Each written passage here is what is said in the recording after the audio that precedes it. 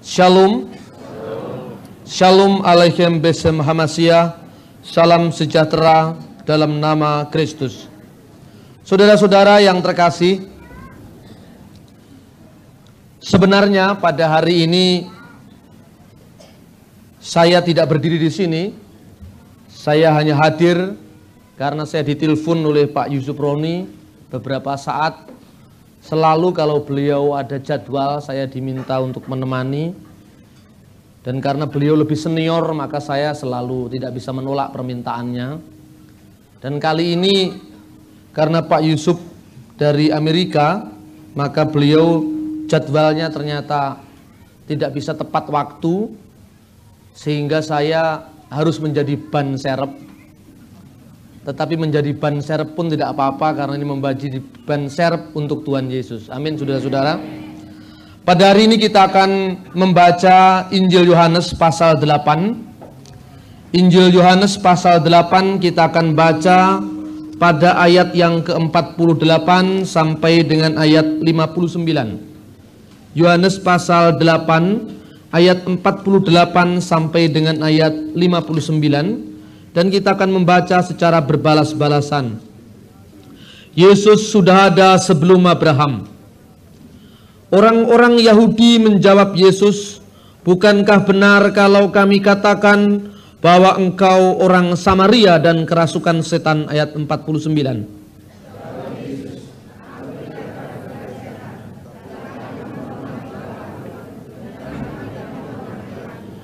Tetapi aku tidak mencari hormat bagiku. Ada satu yang mencarinya dan dia yang menghakimi.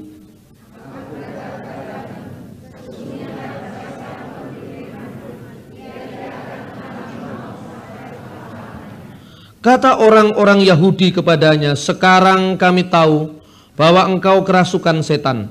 Sebab Abraham telah mati dan demikian juga nabi-nabi. Namun engkau berkata, barang siapa menuruti firman-Ku, ia tidak akan mengalami maut sampai selama-lamanya."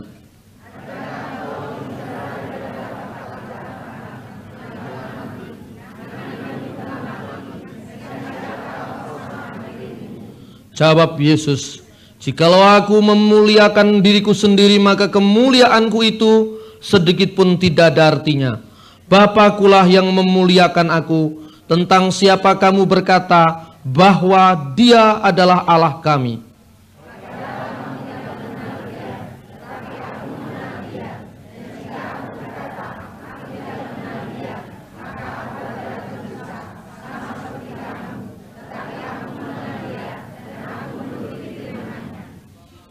Abraham bapamu bersukacita bahwa ia akan melihat hariku, dan ia telah melihatnya dan ia bersukacita.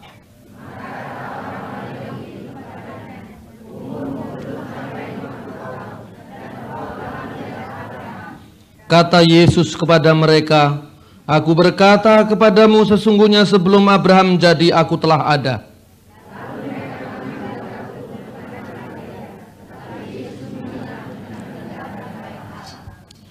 Saudara-saudara yang terkasih dalam Tuhan, di dunia ini telah lahir tokoh-tokoh besar.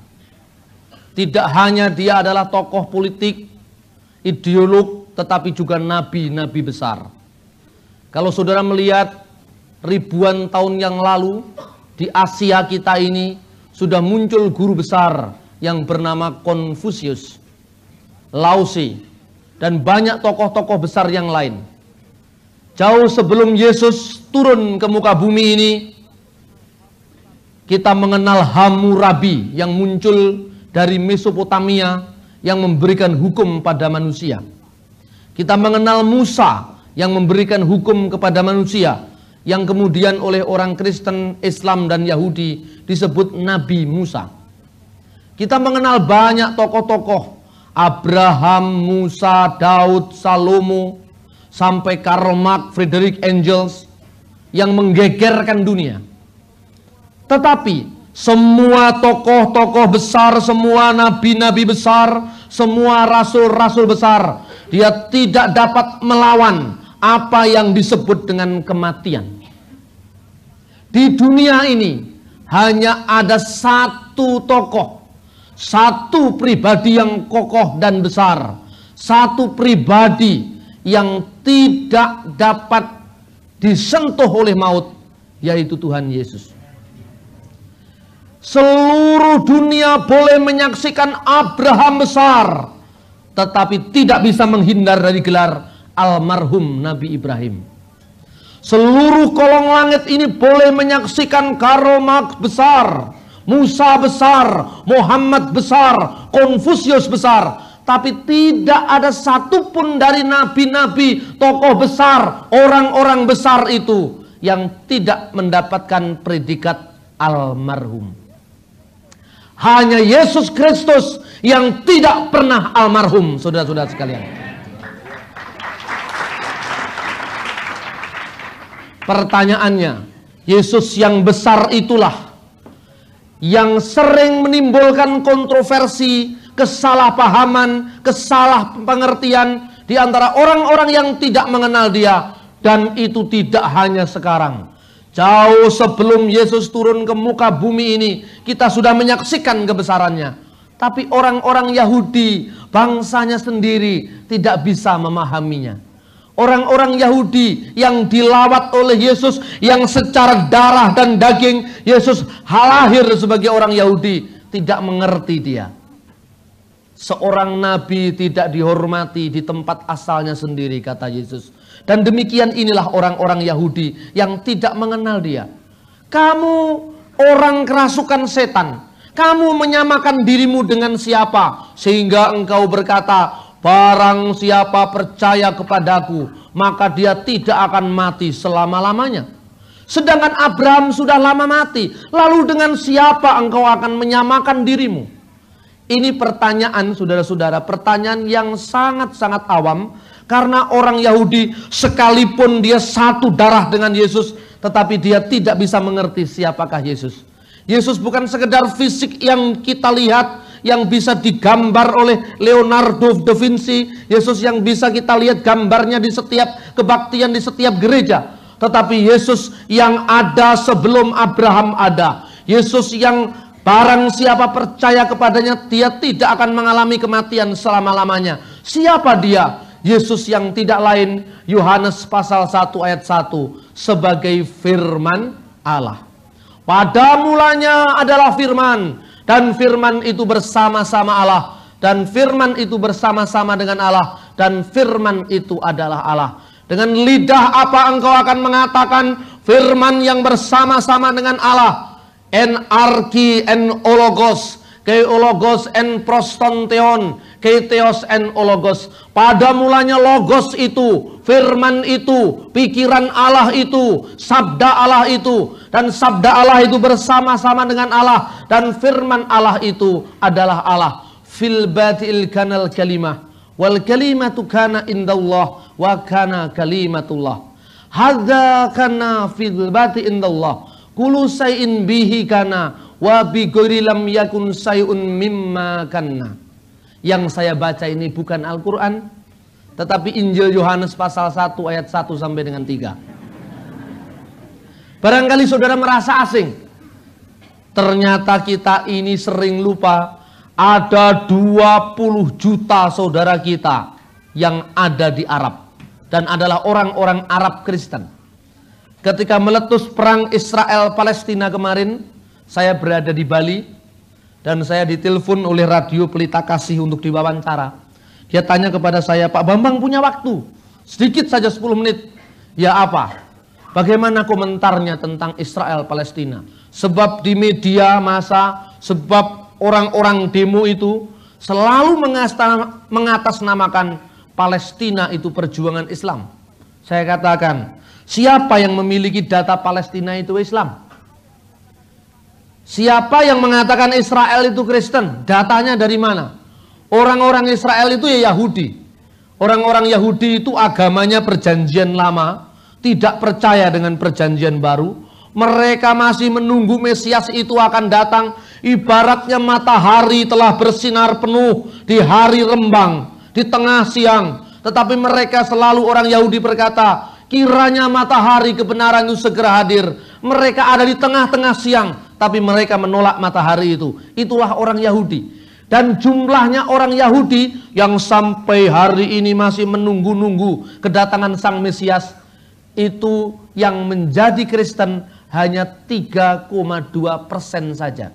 Jadi hanya ratusan ribu orang Yahudi yang sedarah dengan Yesus itu yang menjadi pengikut Yesus. Sementara keturunan Ismail, orang-orang Arab, sekarang ini di dunia Timur Tengah ada 20 juta suku Arab yang menjadi pengikut Yesus. Lalu dengan cara apa kita mengatakan Palestina itu Islam dan Israel itu Kristen? Sementara orang Israel tidak percaya dengan juru selamat. Siapakah yang bernama Jos Habas, teroris Palestina itu? Itu adalah orang Kristen. Siapakah yang bernama Hanan Asrawi, juru rundingnya Yasser Arafat? Itu orang Kristen. Siapa yang bernama Butros Ghali, mantan sekjen PBB? Itu juga orang Kristen. Siapa yang bernama Tariq Aziz, Perdana Menterinya Saddam Hussein, si Irak itu orang Kristen. Jadi saudara-saudara melihat, ternyata apa yang kita lihat di Indonesia ini sama sekali tidak cocok dengan kenyataan. Edward Said, penulis buku Orientalism tentang dunia timur, itu adalah seorang Kristen Palestina. Lalu saudara-saudara, kok bisa-bisanya orang mengatakan ini perang agama? Bagaimana dikatakan perang agama? Butros Ghali itu orang Mesir, orang Kristen, anggota gereja ortodok Koptik di Kairo. Butros itu kalau orang Arab menyebut Petrus. Karena orang Arab itu sering kali saya sampaikan tidak bisa menyebut huruf P. Kalau di Indonesia saudara tahu wajahnya Mang Abud, dia tidak bisa menyebut panu tapi fanu. Kalau saudara lihat orang Arab biasanya tidak bisa ngomong P tapi B atau F. Dia menyebut bukan Forsa tapi Bursa. Suzuki Bursa katanya. Itu orang Arab. Jadi kalau Paulus jadi Bulus. Karena itu di dalam Alkitab kalau saudara membaca surat Rasul Paulus kepada jemaat Korintus yang pertama, itu bunyinya Risalatu Bulus Rasulul Awal ila ahli Korintus. Jadi risalah Rasul Bulus yang pertama kepada orang Korintus. Tapi jangan dibuluskan Indonesia. Bulus itu bahasa Arab artinya Paulus, seperti Petrus jadi Butros. Saya punya teman di Bali namanya Peter Gui. Wah, dia sangat bangga dengan kata Peter.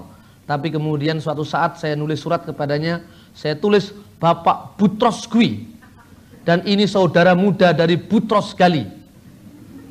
Itu korespondensi bunyi bahasa. Saudara, kita akan melihat mengapa Yesus itu besar. Dan sejauh mana kebesaran Yesus itu ternyata tidak bisa dibatasi, tidak bisa diperkecil, tidak bisa diperkerdil dengan kekristenan. Saudara tahu proklamator kita Bung Karno. Saya mau cerita kedekatan Bung Karno dengan Yesus. Suatu saat Bung Karno mengadakan pidato di hadapan orang-orang Kristen ketika menyelenggarakan sidang raya Dewan Gereja-Gereja di Indonesia tahun 64. Bung Karno menceritakan bagaimana perkenalan dia dengan orang-orang Kristen pejuang seperti Dr. Ratulangi, seperti tokoh-tokoh besar yang berjuang untuk bangsa ini yang adalah orang Kristen. Ketika itu tema sidang raya adalah Yesus Kristus Gembala yang baik. Lalu Bung Karno dengan sangat mengejutkan berkata kepada orang-orang Kristen, saudara-saudara, tema sidang raya kali ini adalah Yesus Kristus Gembala yang baik. Memang benar dikatakan dalam kitab Injilmu. Aku membaca dalam kitab Injilmu bahwa Nabi Isa berkata, akulah gembala yang baik. Jikalau Isa masih berkata akulah gembala yang baik, pada hari ini Bung Karnomu berkata bahwa Yesus Kristus bukan hanya gembala yang baik, tapi gembala yang paling baik, saudara-saudara. Ini ungkapan Bung Karno. Mengapa aku katakan Yesus Kristus itu gembala yang paling baik? Bung Karno bercerita bahwa pada tahun 1930 dia dilandrat. Dilandrat itu dipengadilankan, diadili. Lan itu apa ini land, apa ini negeri. Rat itu adalah pengadilan, jadi pengadilan negeri. Bung Karno dihadapkan majelis hakim yang mengadili yang namanya Siegenbeek van Hukelom. Lalu Bung Karno berdiri karena dia dianggap menghasut rakyat jajahan untuk memberontak terhadap Belanda, dan dia dicurigai untuk menggerakkan revolusi dengan meriam dan bedil. Lalu ditanya, Menir Soekarno, apakah saudara seorang revolusioner? Dia menjawab, betul, saya adalah orang yang revolusioner. Jikalau demikian, Menir Soekarno akan bekerja menghasut rakyat dengan bom dan granat. Soekarno mengatakan, tidak, saya tidak menghasut dengan bom dan rakyat. Hei, apa ada revolusi yang niet met bommen en granaten, yang tanpa bekerja dengan bom dan granat? Soekarno berkata, ya ada. Siapa tokohnya? Ada revolusi tanpa bom dan granat, ada revolusi tanpa kekerasan. Ada. Kalau Tuhan mencermati agama Tuhan, tokoh besar di muka bumi ini yang mengubah, membalik dunia, yang berevolusi tanpa bom dan granat adalah Yesus Kristus dari Nazaret.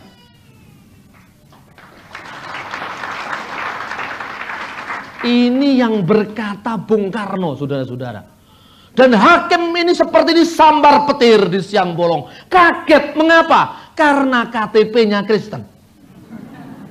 Dia malu bahwa Soekarno yang bukan orang Kristen bisa mengakui, menghormati kebesaran Yesus ketimbang dia Kristen tapi menjajah Indonesia.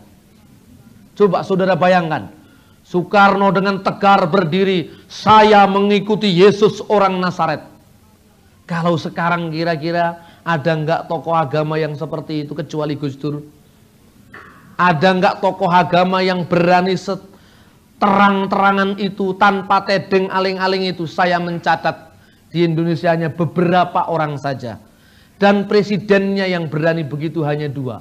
Satu Bung Karno, dua adalah Gus Dur. Saudara ingat apa yang dikatakan Presiden Gus Dur ketika Natal?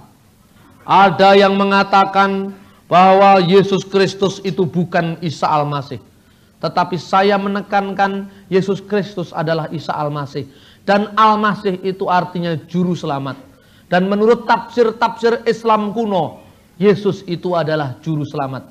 Karena itu Natal bukan hanya milik orang Kristen, tapi milik kita semua. Karena itu seharusnya orang Islam juga menyambut Natal.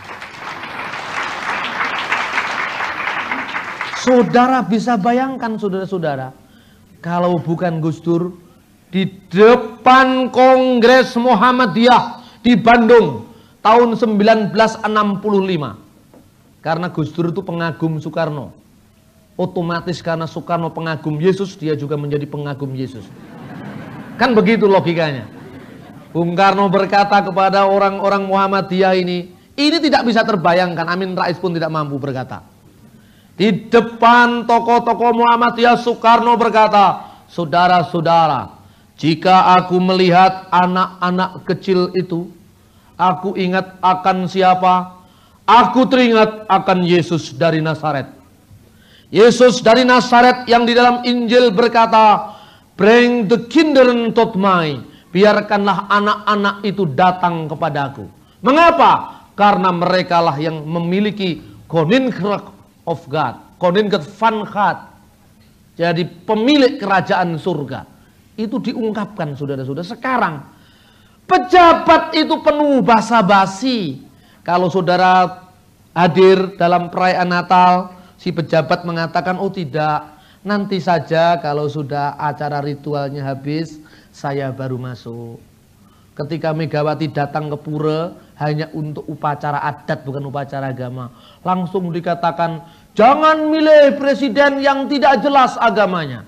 Pilihlah Gus Dur. Begitu Gus Dur sudah dipilih, Gus Dur nggak bisa didikte. Sekarang jadikan mega presiden. Gus Dur itu tidak bisa mendengar suara rakyat. Rakyat yang mana? Ya rakyat yang bisa mereka apusi. Itulah situasi di negeri kita. Karena itu saudara-saudara, jikalau saudara ke depan terbentur tembok, ke belakang terbentur tembok, ke samping kiri, samping kanan berbenturan dengan tembok, kemana saudara lari? Saudara tidak mungkin jadi Ontorjo untuk ambles ke bumi. Saudara hanya mungkin lari ke atas, datang kepada Yesus, dan Yesus akan memberikan jawaban untuk persoalan bangsa ini. Lalu saudara-saudara, kita melihat tadi betapa besarnya tokoh Yesus Kristus itu mengilhami dunia. Betapa besarnya tokoh Yesus Kristus itu mengilhami tokoh-tokoh dunia. Mengapa? Karena Yesus Kristus bukan manusia biasa. Dia manusia yang luar biasa. Dia antropotheos. Dia adalah manusia Allah. Dan dia adalah manunggaling kawula Gusti yang sebenar-benarnya. Itulah Yesus. Karena itu jikalau saudara-saudara punya pikiran, punya hati, punya kekuatan, punya segala macam sesuatu, berikanlah kepada Yesus Kristus. Karena dialah yang akan dapat memberikan saudara jaminan, yang akan dapat memberikan saudara kepastian yang tidak mungkin dapat saudara capai dari orang-orang lain. Saudara boleh kecewa dengan politik dolar 9.000, dengan ekonomi yang tidak pasti, tapi satu hal yang pasti, Yesus mencintai saudara dan saya. Orang Yahudi itu berpikirnya secara konvensional. Orang Yahudi berpikirnya secara konvensional. Dia berkata, bagaimana kamu mengatakan bahwa Abraham melihat hari-harimu, umurmu belum sampai 50 tahun, lalu kamu mengatakan sebelum Abraham ada, aku sudah ada. Bagaimana logikanya? Yesus dianggap orang majnun. Majnun itu kerasukan jin, kerasukan setan. Makanya kalau ada Laila Majnun, Laila kerasukan jin. Yesus dianggap kerasukan setan dan dicibir. Ini Samaria. Ini Samaria. Cibirannya ini yang pertama adalah penghinaan secara otoritas rohani. Yang kedua adalah rasialis. Jadi orang Yahudi ini orang yang paling rasialis. Di depan Tuhan dia berdoa, Baruch ata Adonai Eloheinu melek haolam. Bahasa apa itu? Bahasa Ibrani.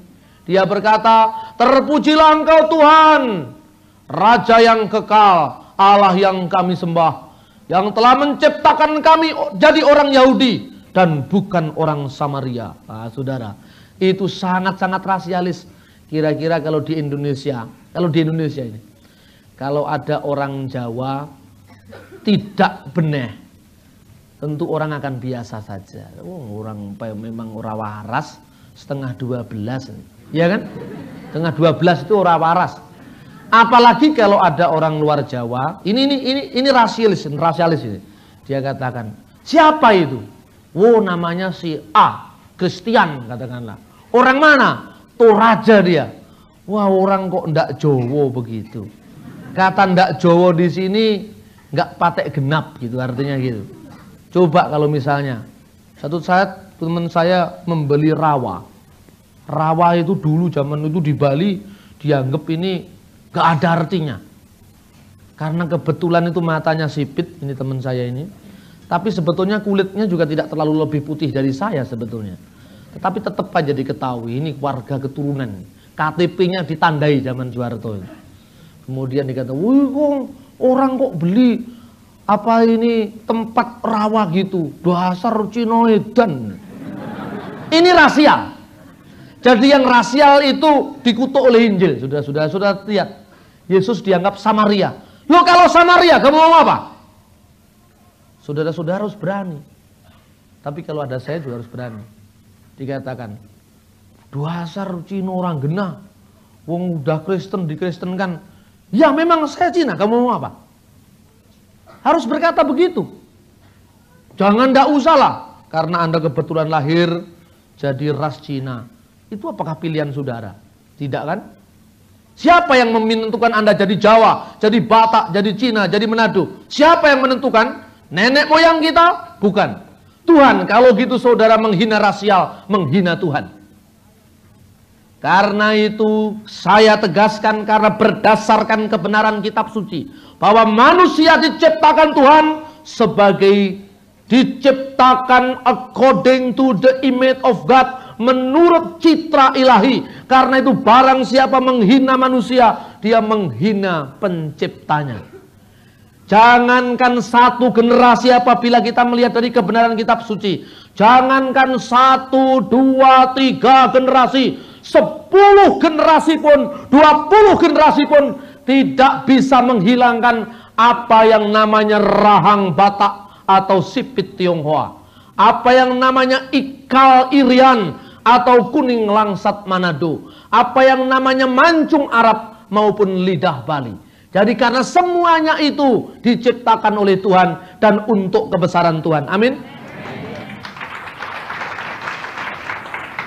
Di Israel, kemarin saya diwawancara, saya katakan, bagaimana supaya Israel tidak bentrok terus dengan Arab? Saudara, ini pertanyaan idealis, apa ini pertanyaan realis? Kalau realistis ya perundingan.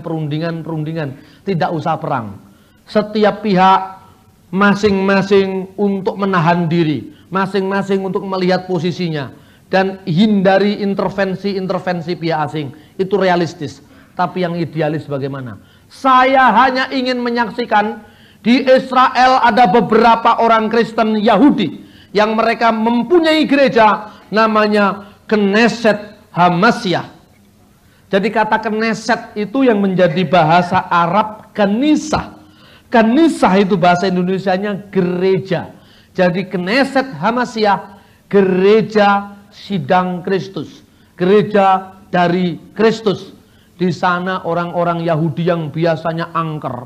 Saudara tahu orang Yahudi itu angker, chauvinistik. Chauvinistik itu pokoknya Yahudi itu pilihan Tuhan, yang lain-lain itu goyim. Itu mirip dengan saya Jawa, pusat, kamu luar Jawa. Saya Jawa, diasuh oleh satria-satria yang halus budi. Coba saudara lihat setelah satria Jawa, Arjuna yang halus, Puntadewa yang halus. Asuhannya Kilurah yang namanya Semar. Tapi orang-orang yang luar Jawa itu diasuh oleh Togok dan Belung. Ini kebudayaan, tapi ini sebetulnya mencerminkan sikap chauvinisnya orang Jawa. Dianggapnya orang-orang yang di luar itu tidak halus budi seperti saya. Yahudi juga seperti itu.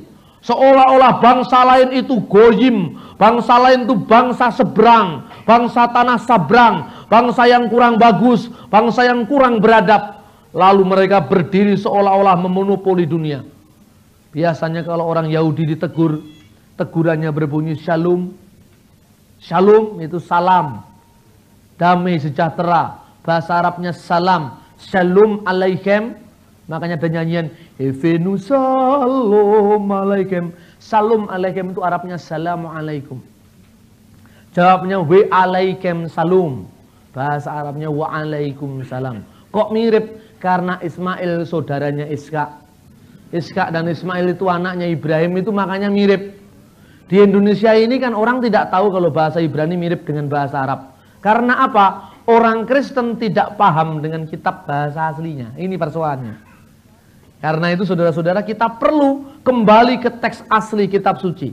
Kami mengadakan seminar, sangat dibantu oleh Pak David ini. Judulnya Kembali kepada Teks Asli Kitab Suci. Nanti kita akan hadirkan pembicara karena kita membantu programnya Lembaga Alkitab Indonesia.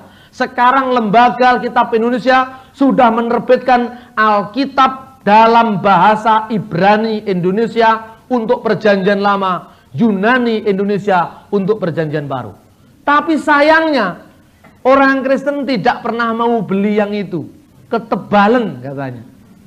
Padahal itu penting sekali. Dan kita juga hadirkan orang dari Lembaga Alkitab Indonesia yang resmi menerbitkan Alkitab di Indonesia ini LAI. Tidak ada itu namanya Eliezer ben Abraham yang bikin Alkitab sendiri. Eliezer ben Abraham, ben Kapok, ben apa. Itu tidak ada itu. Yang resmi adalah Lembaga Alkitab Indonesia. Dan kita mau bantu Lembaga Alkitab Indonesia dalam satu seminar kembali pada teks kitab suci. Dan kita juga akan hadirkan tokoh Islam, Jalaluddin Rahmat. Dr. Jalaluddin Rahmat yang akrab dipanggil Kang Jalal. Lah, orang Kristen pasti bertanya, untuk apa Pak Bambang? Ini namanya iman Kristen kok menghadirkan kiai, menghadirkan dokter, biar wawasan kita luas. Mengapa wawasan kita luas? Karena biasanya orang Kristen itu larut di dalam problem-problem antar dirinya sendiri yang tidak pernah mau keluar. Mengapa kita sekali-kali mendengar, mengapa sih orang Islam itu sulit menerima pewartaan kita? Mengapa orang Islam sulit menerima logika kita? Karena Alkitab ini kalau di Batak bahasanya Batak, di Madura bahasanya Madura, namanya Alkitab. Dan Isa Al-Masih itu Mbikna Gusti Allah. Mbikna Gusti Allah itu artinya anak domba Allah. Anak domba itu bahasa Maduranya Mbik. Jadi kalau Yesus anak domba Allah, Isa Al-Masih, Gusti Isa Al-Masih, Mbikna Gusti Allah. Ini di Madura. Lalu kalau di Jawa ya bahasa Jawa, Cempene Gusti Allah.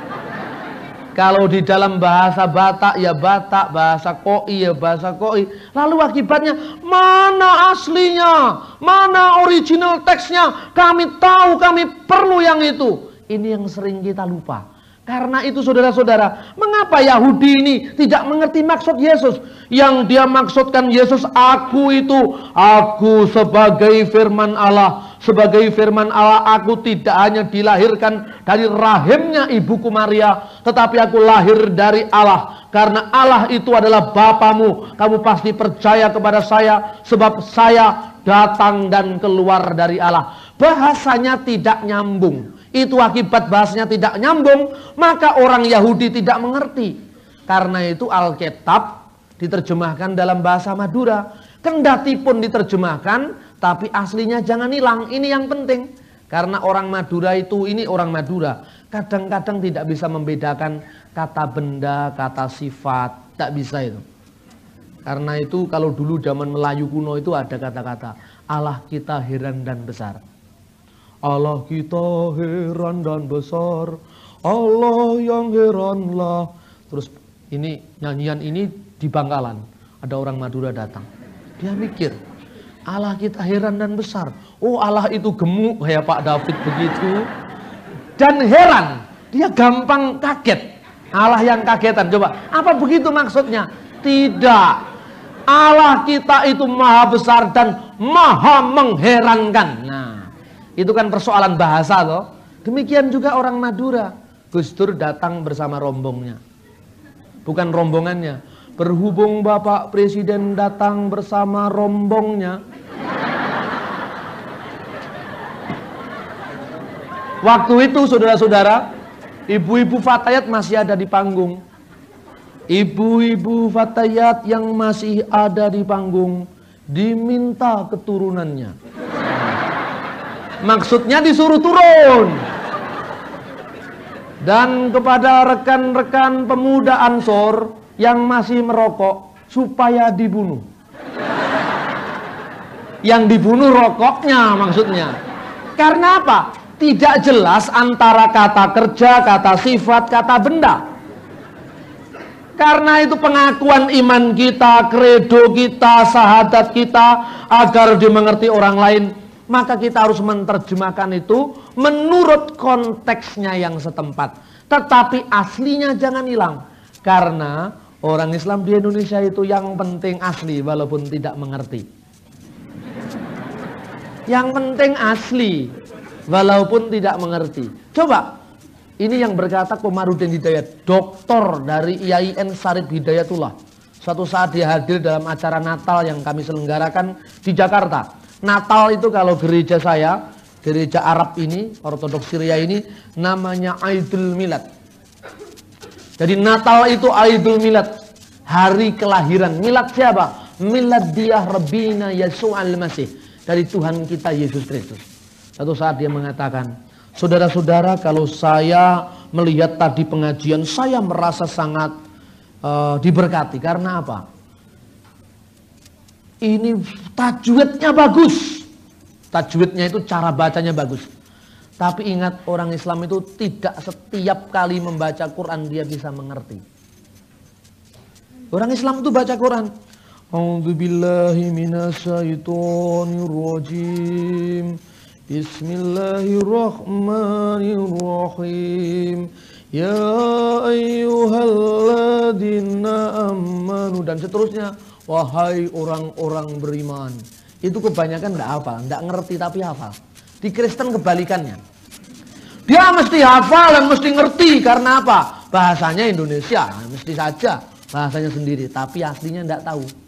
Nah, orang-orang Muslim itu kadang-kadang sulit menerima kita karena dia tidak tahu aslinya.